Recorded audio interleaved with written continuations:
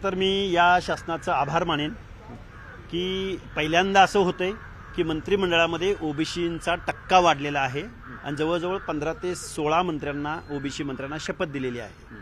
पण एका बाजूला खुशी असताना खुशी यासाठी की धनुभाऊ मुंडे मंत्री होणं किंवा पंकजाताई मंत्री होणं ही खुशी आहे, परंतु ओबीसीच्या प्रश्नावर ठामपणे भूमिका घेणाऱ्या छगनरावजी भुजबळांना का मंत्रिमंडळातून डावललं गेलं याचं उत्तर या महाराष्ट्रामधल्या ओबीसी बांधवांना मिळालेलं नाही।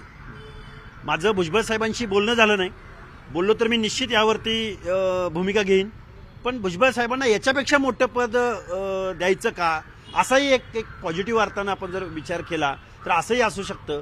परंतु मला वाटतं भुजबळ साहेब मंत्रिमंडळात असायला हवे होते, कारण ओबीसींसमोरचे प्रश्न मोठे आहेत आणि पुढे जाऊन या प्रश्नांना झडणारा भिडणारा माणूस मंत्रिमंडळात भुजबळ साहेब म्हणून हवे होते।